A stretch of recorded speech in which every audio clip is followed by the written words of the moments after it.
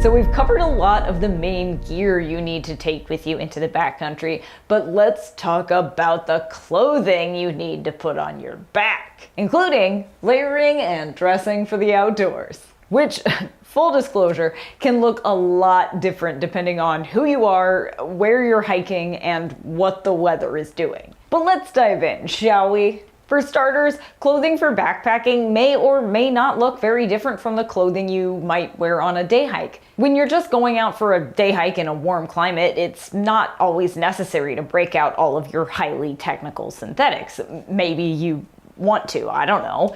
But often on summer hikes, a lightweight pair of shorts and a cotton t-shirt or tank top will do just fine, especially if you're hiking in a dry climate. Backpacking, on the other hand, requires more thoughtful outfitting, especially if foul weather is going to be a factor. For starters, unlike with a day hike, you can't just head back to the car and drive yourself home to warm up or change your clothes if you get wet or cold. When you're backpacking, you have to bring with you everything you need to survive, including clothing. So especially if you're in cool, cold, and wet climates, you need to be extra cautious and ensure that if and when you get wet or sweat through your clothing, it isn't going to cause hypothermia. And that starts by ditching cotton in exchange for synthetics. In fact, there's a saying among backpackers, cotton kills, meaning that natural fabrics are typically heavy when wet, dry extremely slowly, and if temps drop below even 50 degrees Fahrenheit or 10 Celsius,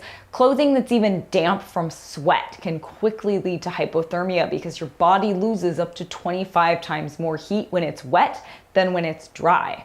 But more on that in a minute. So if cotton and other natural fibers like hemp are off the table, what should you wear? Synthetics. Pretty much everything I wear backpacking is synthetic. Here at Terradrift, we don't wear wool or leather for the same reasons we don't use down, because we're vegan. But whether or not that's of concern to you, synthetics are the best choice for staying cool and dry in the summer and warm and dry in the winter. They help sweat evaporate from your body, they dry fast, and they insulate really well. When I backpack, I am often wearing synthetic shorts or pants, depending on the temperature, and a synthetic shirt. Now, I do know backpackers who choose to wear cotton shirts when backpacking in the summer, but if I'm being totally honest, it looks very uncomfortable. They are often drenched with sweat, have to carry extra soggy, heavy clothing when it doesn't dry overnight, and end up packing way more clothing than they need to because they have to change their shirt once or twice a day and have a fresh one every single day. Cotton also tends to chafe more when it's wet, which can become very uncomfortable very quickly. For that reason, cotton is a pass for me, but in warm climates, especially in areas with super low humidity,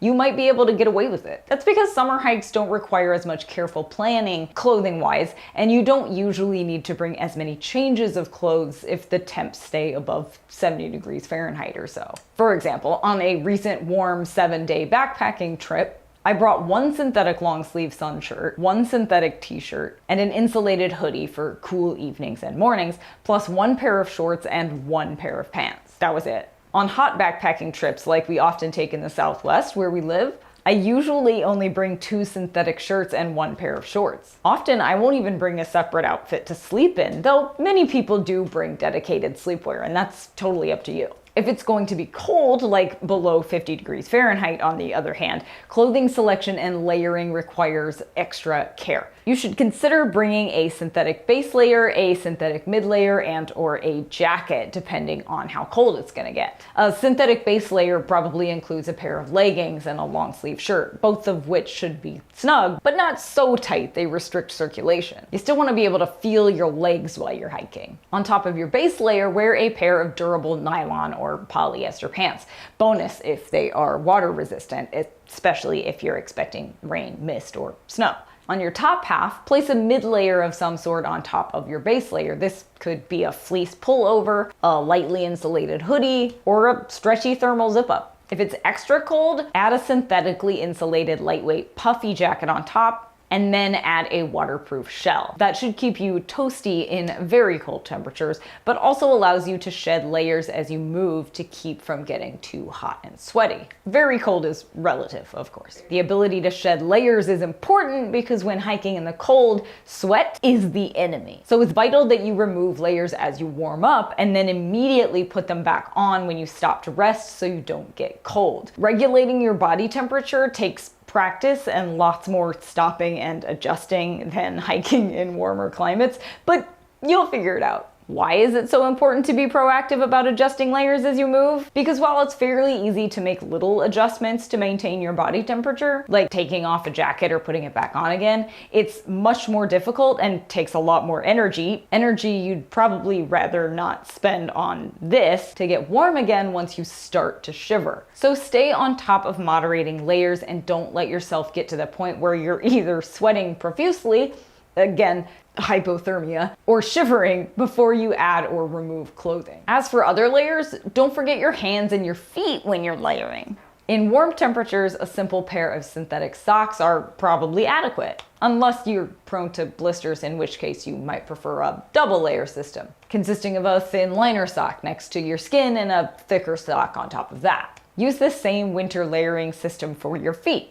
Put a nice thick warm sock on top of your synthetic sock for ultimate insulating power. Keep your tootsies all nice and warm. The same technique goes for your hands. If it's cold enough that gloves are required, wear a thin liner glove under a nice thick insulated winter glove or mitten. That way your digits stay warmer, but if you have to remove a bulky glove or a mitten to fasten buckles or zippers or cook dinner, your hands will still be at least a little protected from the elements. Haha, see? Handy, right? As for what other clothing to pack, for safety purposes, always bring an extra layer like a rain jacket or a fleece, even if you're not necessarily expecting cold or rain. Sometimes overnight lows, higher elevations, or even deep shade can make it feel a lot colder than it actually is. And surprise rain showers and damp fog can roll in at any time, so it's important to be prepared. You should also always bring a spare pair of socks, especially if it's cold outside, but for summer trips too. And then protect those socks with your life, by which I mean keep them dry at all costs. I like to keep a pair stuffed in the bottom of my sleeping bag that I only put on at night. That way they don't get sweaty in my hiking boots or damp when crossing streams or hiking through wet grass. They're always there, they're always dry. In fact, when backpacking in cool or cold temperatures, it's important to keep an entire layer, such as an additional base layer, completely free from dampness and moisture. That way you always have a completely dry layer to sleep in at night or that you can change into if there's an emergency. And speaking of wet weather, if you will be backpacking in the rain, make sure you bring along a good rain jacket or shell. There are plenty of options available, from ultralight packable jackets, perfect for short showers, to rugged outerwear for extended downpours, to heavy-duty shells for extreme winter weather. Heck, you could even just use something as simple as a poncho, which, BT dubs, I still often bring along. It protects me and my pack, but doesn't perform very well in the wind, just FYI. As for accessories, don't forget a hat. I like a wide-brimmed variety in warmer months and a ball cap any time of year, plus sunglasses to protect these peepers. A bandana or neck gaiter like a buff is also essential, not just for keeping the sun off your neck, but it can also double as a water filter, a tissue, sweat mop, or my favorite, to dip into a cold stream and wrap around your head and neck to cool you off during a long hot hike. So bottom line, the clothing you choose is important. It will likely take practice to learn exactly what you need for any given temperature and condition, but always err on the side of bringing too much clothing. It could literally save your life. So layer up, intelligently, and get out there and wander on. What kind of synthetics you get doesn't really matter. I mean, synthetics are synthetics. That's not entirely true.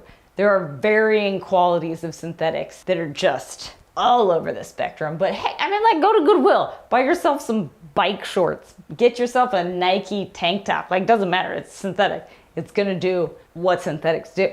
You're gonna be good. Don't worry about it. You only have to drop $59 on a sun shirt if you want to drop $59 on a sun shirt. That's all I'm saying here. Okay, that's all. I need some water. Who else needs a break? You need a break? You need a break? Take a break. Get some water. Stay hydrated, my friends.